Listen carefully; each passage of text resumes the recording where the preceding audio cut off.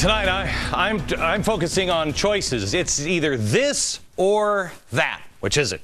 But what is this and what is that? Nobody's asking for the that. We just know we don't want this. But what does this mean? And I'm not going to talk to you about opinion. I want to talk to you about facts. Can't argue facts. You can argue my opinion all day long. Can't argue the facts.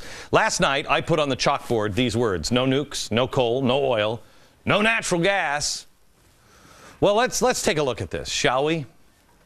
Coal provides how much of everything that comes out of that magic switch there in your house, how much of it comes from coal?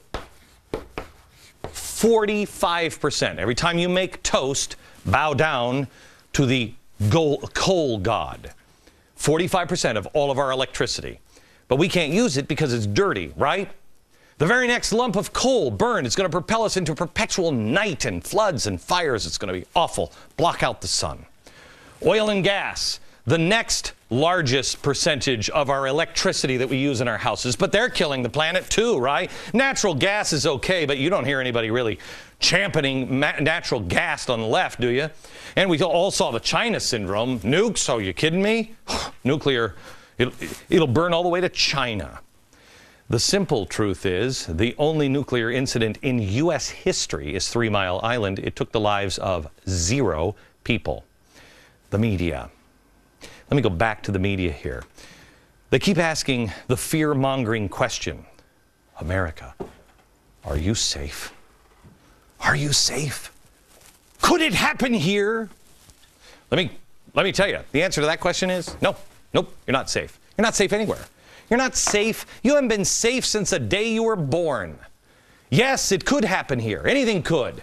A 9 or 10 on the Richter scale, you really think that California, you live in California, do you really think that a major fault line is not going to act up sometime? No, it's the odds. Probably not today, but it could. And if you don't think so, you deserve to be in the fault line and just when it shakes, just really. Manhattan, do you know there's a major fault line right under Manhattan? This city hasn't been built for that. You think you're safe? No.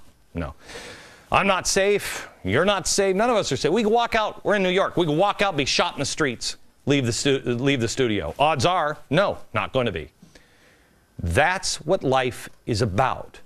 Odds and choices. I could cower in here and go, it could be an earthquake and the nuclear power plant, I could be shot and a giant rock could fall out of the sky. Yes, all those things, well, not probably the rock, but all those things could happen. But we make choices and we play the odds. The willingness to accept the consequences without any excuses is really what it's all about. Tonight, I want to give you the choices. Because that's what life is about. Make the choice. It's your choice, nobody else's. And by you being silent and allowing someone to make the choice for you, that is a choice, and it's the wrong one. It's the weak one. And it's the one you will most likely regret. We are all going to have to make choices. Republicans, Democrats, rich, poor, all of us. And you choose. But here's how it works. It's this or that. It's nuclear energy or no nuclear energy. But that has to go deeper than that. Let's break down our country's electricity energy source, okay? Coal, I told you, is 45%. Nuclear, how much do we get from nuclear power? 20%. Natural gas, 24%. Petroleum, 1%. So, you get rid of all of the nuclear energy. There it is. Get rid of all of the nuclear energy. What happens? You reduce your energy supply by 20%. So now we have 20% less electricity. You don't want a nuke plant? Great. You don't want this, but what is that? Well, that's a place where we don't have nuke plants. Great. So what are you going to unplug in your home? Is it your air conditioning in the summer? Your TV, your computer, your lights. What are you going to do? You're going to go without heat in the winter? By the way, they can control your heat with a smart grid soon. And we knew that all along. And along with the cap and trade system that they can't pass in Congress, but they're installing it anyway through regulation. It will, what does the president say? Oh yeah, it will necessarily make energy prices skyrocket. So you have this or what? Now, who's hurt by this? Is it Bill Gates? Is it Bill Clinton? Is it me? No, no, nope. No, the evil rich people that they love to scream about, they'll be able to afford their electricity. It's exactly what caused the revolution in Egypt. That was really about energy and power. They didn't have it. It's the average American that loses. It's the poor and the middle class. The decisions of no nukes, no oil, no coal, without giving you what it really looks like, what the consequences of that choice is irresponsible. The consequence will be paid by your family, real flesh and blood people, struggling to keep warm and to feed their children. So let's say we get rid of that dirty, grimy coal. We have no nukes, and we also want to get rid of the coal, because that's what the president said. What happens? That is now 65% deficit. What replaces that? Pixie dust? Because all the solar and wind power can't fill that void. MIT professor of mechanical engineering put it in perspective. It would take 4,000 5-megawatt turbines to meet New York City's annual average electric consumption. Do you know the size of a typical wind farm? 300 megawatts. It would occupy a 5 by 5 mile chunk of ocean. That's a lot. We can't get a little one built. Look it up. That's a fact, not an opinion. When you factor in oil, you're not drilling for any more oil. And you factor in the oil prices, what do you have? Well, I'll show you next, because it's where we're headed. We're talking about choice, this or that. Which do you want? But you have to have a choice and have it defined. We're talking about what life would be like with a loss of energy sources. Let's use Libya as an example. When the violence started on February 16th, oil was just shy of $85. There it is. Libyan protests begin. Spikes within $105 with just a couple of weeks. That's a 20% increase, and Libya is 2% of the world's energy. Now imagine how high your energy prices would be if you chose no nuclear power plants and just no coal. You have to replace 65% of our energy source. Your choice. See, this is the way it really works. You want this? This is what we have. Nukes, coal, oil, natural gas.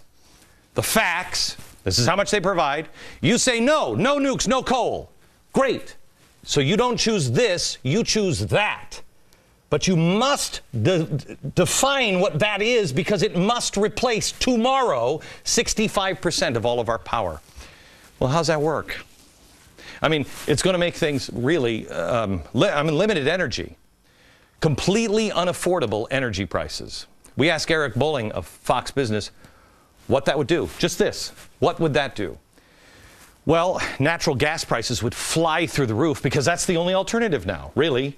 Natural gas, and we're not drilling anymore. So energy prices would go up tenfold. Fuel shortages would be rampant. Rationing would be part of America again. Just like this is. Your grandparents probably knew what this was. This is a ration card. This is the last time we had a real progressive, strong government. This is what you could use to buy gasoline. Yeah, it was rationed. Egypt, the revolution. Did you know that was started by energy rationing?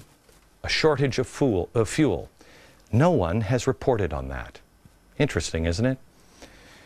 There's your either this or that. Now, the rest of the world is caving.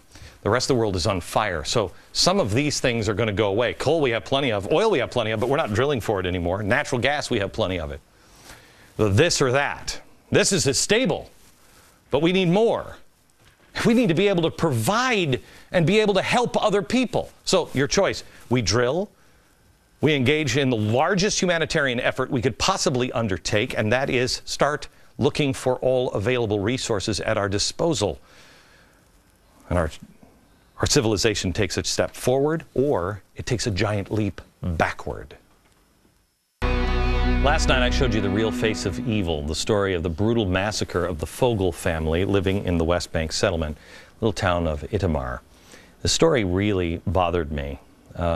especially now because we are seeing such goodness coming out of Japan and so much evil out of the Middle East. But I have an amazing update on this Israeli story.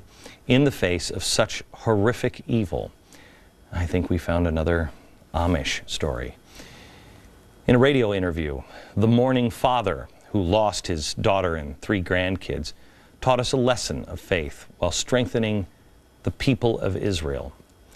According to reports, his inspiring remarks on the Voice of Israel government radio stunned the interviewer into near silence and brought tears to her eyes.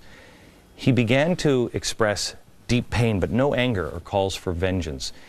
And the interviewer said, "Where do you find the strength to do this, to strengthen us and not call for vengeance without any anger?" Well, the father answered, "I have worked in education many years. As an educator, I try to strengthen and teach the people of faith. I understand that I cannot be satisfied with words, that I must also implement the same principles on which I have educated others. This is a test of my faith. Can we and will we pass the test of our faith? Take one thing from this show and remember it tonight. The answer to that is yes."